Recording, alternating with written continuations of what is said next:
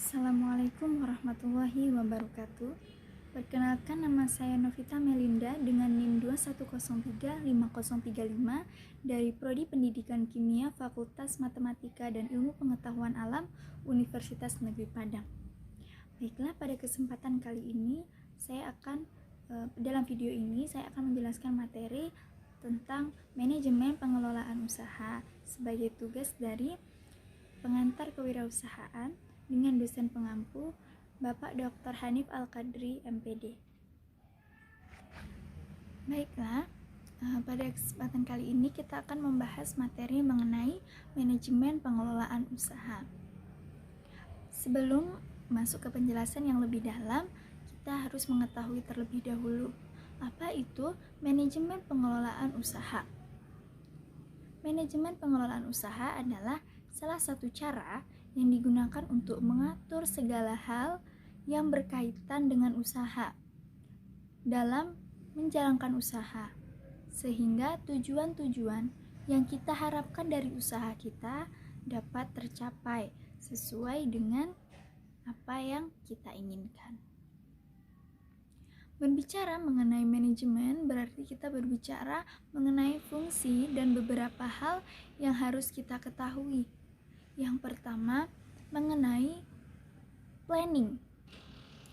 Planning itu berkaitan dengan perencanaan yang sudah tertuang secara tertulis maupun dalam pikiran kita mengenai menimbang dan memutuskan serta menentukan segala hal yang berkaitan dengan usaha yang dijalankan.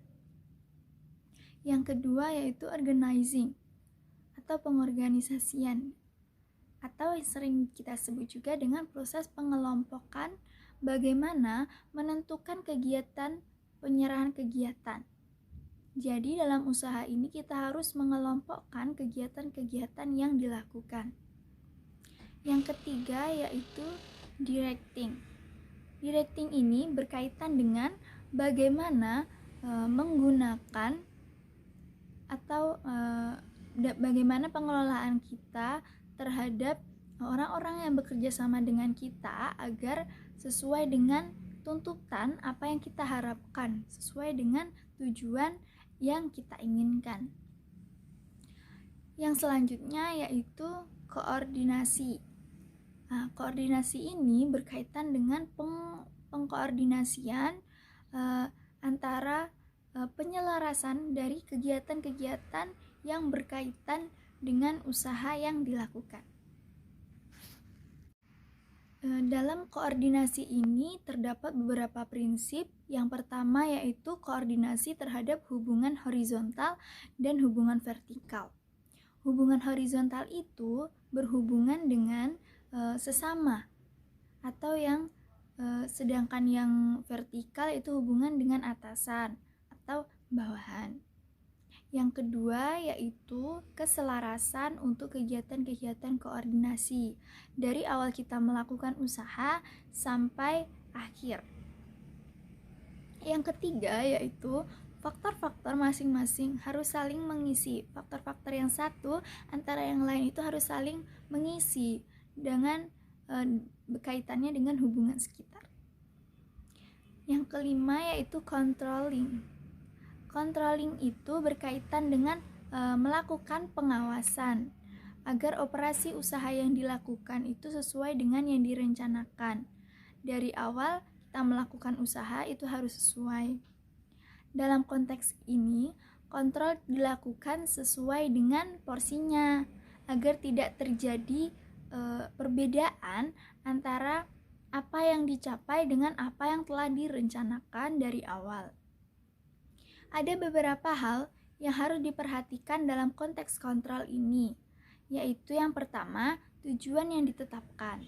Yang kedua, melakukan pengawasan terhadap sistem. Yang ketiga, melakukan kontrol. Yang keempat, melakukan evaluasi. Yang kelima, yaitu memberikan masukan. Selanjutnya, kita akan membahas tentang langkah-langkah bagaimana mendesain bisnis atau usaha yang akan kita lakukan. Yang pertama, yaitu menetapkan tujuan dan sasaran. Kemudian setelah kita menentukan apa tujuan dari usaha kita dan bagaimana sasaran dari usaha kita ini, yang kedua yang harus dipersiapkan dalam membentuk sebuah usaha itu adalah mengelompokkan atau menghubungkan berbagai fungsi dalam bisnis yang akan dibuat dari yang telah ditetapkan. Langkah yang ketiga itu pengelompokan aktivitas. Aktivitas pengelompokan ini berdasarkan wilayah dan atau produknya sesuai dengan sumber daya yang digunakan. Di langkah ketiga ini kita akan melakukan pengelompokan aktivitas. Pengelompokan aktivitas ini berdasarkan fungsinya, wilayahnya maupun produknya. Ada beberapa hal yang dibutuhkan sebagai sumber dari bisnis kita, yaitu yang pertama sumber daya manusia, yang kedua finansial dapat membangun dari mulai kita memulai usaha. Yang ketiga itu sosial yang berkaitan dengan hubungan baik dengan banyak orang maupun dengan lingkungan sekitar.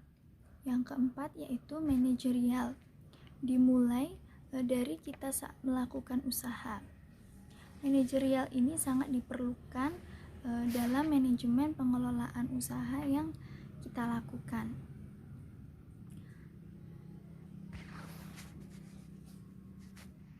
Langkah-langkah dalam manajemen pengelolaan usaha yang selanjutnya ini adalah mengelompokkan atau menghubungkan berbagai fungsi dalam bisnis yang akan dibuat dari yang telah ditetapkan. Tenaga kerja pengelolaan rencana akan berkaitan dengan usaha yang dilakukan. Ada hal-hal yang harus dipikirkan dalam pengelolaan usaha ini, yaitu yang pertama perencanaan usaha, berkaitan dengan hal-hal yang tertulis maupun yang tidak tertulis, seperti misi dari usaha, usulan operasional, serta proses strategi, peluang-peluang yang mungkin akan diraih dari market yang akan dipakai. Dan ini berfungsi sebagai pedoman untuk mencapai keberhasilan manajemen dari pengelolaan usaha yang dilakukan. Biasanya dalam bentuk ringkasan eksekutif, manajemen usaha yang efektif berupaya menggabungkan sumber daya dasar dalam bentuk organisasi yang memaksimalkan keuntungan. Dari penyelesaian ini dapat disimpulkan bahwa manajemen pengelolaan usaha harus dimulai dari mengelola dari diri sendiri dalam mempersiapkan usaha yang akan dijalankan. Kemudian setelah itu baru semua pekerjaan yang ada pada diri sendiri harus bisa kita kelola.